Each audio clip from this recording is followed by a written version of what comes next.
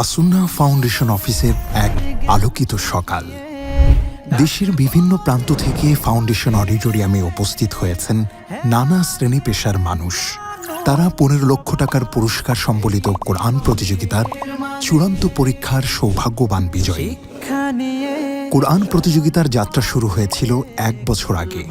2024-এর রমজান থেকে 2025-এর রমজান পর্যন্ত 1 বছরকে আসুন্নাহ ফাউন্ডেশন কোরআন বর্ষ ঘোষণা করে এবং বছর জুড়ে 15 লক্ষ টাকার কোরআন পাঠ ও প্রতিযোগিতার আয়োজন করে।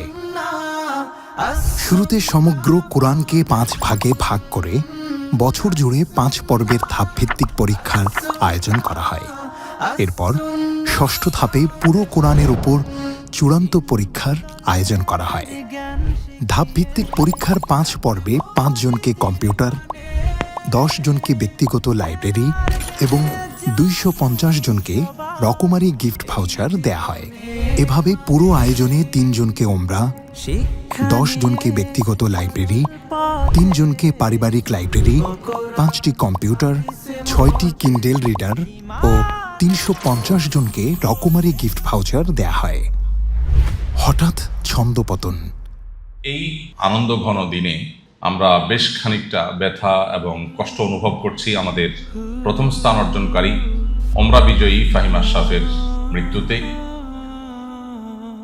আমি ফাহিম আশরাফ পার্থিবের বাবা। আমরা দুইজনই স্বামী স্ত্রী সরকারি চাকরি করি, কিন্তু ছেলের চাওয়া পাওয়া বলে কিছু নাই।